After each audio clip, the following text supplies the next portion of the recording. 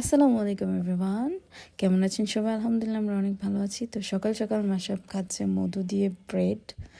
এরপর আমরা একটু হাঁটতে বের হলাম। হাঁটতে বলতে আমাদের এরিয়াতেই ছিলাম, আর আমি সাথে করে আমার গরম পানি চিয়া সিড নিয়ে যাচ্ছিলাম আমার কাকাদের ঘরে। ওইখানে ভালো রোদ আসে, তাই ওখানেই বসবো ঠিক করলাম।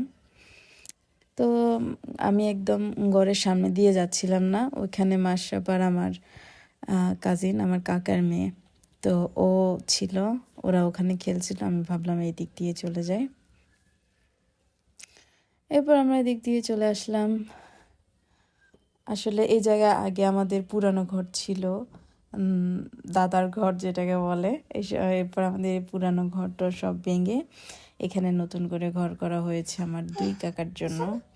আর এখানে বসার একটা সুন্দর স্পেস করা হয়েছে। এটা হচ্ছে আমাদের ফিল্ড, এখানে আব্বুরা কাকারা সবাই আছে। আর এটা হচ্ছে আমাদের বড় বিল। তো এই জায়গাটা আমার কাছে ভীষণ ভালো লেগেছে বসতে। আর এখানে যেহেতু ফাঁকা জায়গা ছিল, অনেক ভালো লাগছিল বসতে। আমি অনেকক্ষণ বসেছিলাম। আর আজকে একদমই রোদ কম ছিল, যা ছিল এখানে বসতে ভালোই লাগছিল, তবে ঠান্ডাও লাগছিল অনেক। এখানে আমরা অনেক ঘুরতাম নৌকা দিয়ে ছোটবেলায়। যাই হোক, এরপরে দুপুরের খাবার কই মাছ ছিল, ছোট মাছের চচ্চড়ি ছিল, এখানে ফুলকপি দিয়ে কি যেন একটা মাছ ছিল। অ্যান্ড দেন আমি খেলাম রুটি দিয়ে। খাওয়া দাওয়ার পরে আমরা লেবুর ভর্তা খাই। লেবুর ভর্তার পরে আমার ছোটো বোন ওর জন্য নুডলস বানায়, যে কাপ নুডলসগুলো। এটার একটা রামেন ছিল, আমরা খাইনি, আমরা পরে খাবো। আজকে যেহেতু মোগলাই আনা হয়েছে, তাই আমরা আর কেউ নুডলসটা খাইনি। যাই হোক, এরপরে মাশরাফ রান্না বান্না করছিল। ও আসলে সকাল থেকে অনেক বেশি জেদ করছিল, জানি না হঠাৎ করে ও কিছুই বলা যাচ্ছিল না, শুধু মন খারাপ করছিল। তাই সবাই মিলে ওকে খুশি করার চেষ্টা করছিল। অ্যান্ড পরদিন সকালবেলা আমরা সবাই পরোটা ভাজি খাচ্ছিলাম। এরপরে আমার বোন, আমার ফুপু এসেছে, তো ফুপুর মেয়ে সহ ওরা টমেটোর ভর্তা বানায়, খেলাম। এরপরে মাশরাফ খেলাধুলা করছিল।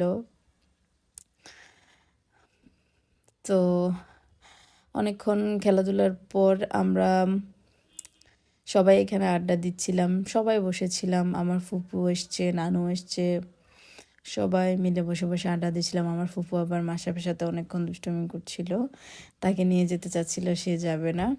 যাই হোক, সে যে সকালে রেগে গিয়েছিল, এখনও তার রাগ আছে। এর ভিতরে আমরা নাস্তা করি, চা খাই। তো এখন সময় আড্ডা দিচ্ছিলাম, তাও তার রাগ কমছে না। সে খাবারও খায়নি, সে হঠাৎ করে বলছিল তার পাপার কাছে যাবে। মাত্র আসলাম আর সে বলছে তার পাপার কাছে যাবে। আসলে ওকে নিয়ে এখন আর থাকা যায় না, ও খুবই জেদ করে ওর পাপার কাছে যাবে, আর হঠাৎ হঠাৎ রেগে যায়। তো দুপুরবেলায় ভর্তা করা হয় গরুর মাংস আর নতুন আলু, এদিকে শাক দিয়ে মাছের মাথা আর মাছও দেওয়া হয়। ভাত খেলাম। অ্যান্ড দেন সন্ধ্যার দিকে আজকে আমরা রামেন বানাই, এগুলো কাপনা রামেন। এগুলোর বড় প্যাকেটও পাওয়া যায়, যেহেতু আমাদের অন্য কেউ খাবে না, জাস্ট আমরাই খাই। এটা প্রচুর জাল হয়, এটার সাথে যে সসটা দেয় ওইটা প্রচুর জাল হয়। অবশ্য যারা খেয়েছেন তারা জানেন এটা কেমন ঝাল। এটা একটা কোরিয়ান রামেন। এরপরে খাওয়া দাওয়া শেষে আমরা সবাই উনো খেলতে বসে গেলাম। আমি যতবার আসি ততবারই সবাই মিলে আমরা বসে উনো খেলি। হ্যাঁ, উনো খেলে রাতে সবাই ঘুমিয়ে পড়ি। এরপর সকালবেলায় আম্মু আমার জন্য গরুর মাংস দিয়ে খিচুড়ি রান্না করে। আমি আম্মুকে বললাম আমার খেতে ইচ্ছা করেছিল।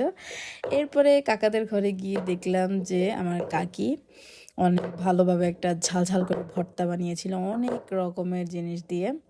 যাই হোক, খেয়ে ঘরে আসলাম। ঘরে এসে দেখলাম মাশরাফ তার মামা আর আন্নার সাথে গিটার বাজাচ্ছে। এরপরে দুপুরে খাওয়া দাওয়ার পরে সন্ধ্যার দিকে আমরা আজকে ফুচকা বানাই। আর আপনারা অবশ্যই জানেন, আমার ব্লগ যারা সবসময় দেখেন, আমি যতবার বাবার বাড়িতে আসি ততবার এই ফুচকাটা বানাই। সবাই মিলে অনেক এনজয় করে খাই। এরপর আমরা সবাই মিলে বলতে আমরা 3 ভাই বোনই এই ফুচকাটা খাই বেশি। অ্যান্ড দেন আম্মুর হাতের কড়া একটা চা, আম্মুর হাতের চাটা জাস্ট অসাধারণ। আমরা 2 বোনও ভালো চা বানাতে পারি, বাট আম্মুরটা বেস্ট। সো পুরো ভিডিওটি দেখার জন্য অনেক অনেক থ্যাংকস। আল্লাহ হাফেজ।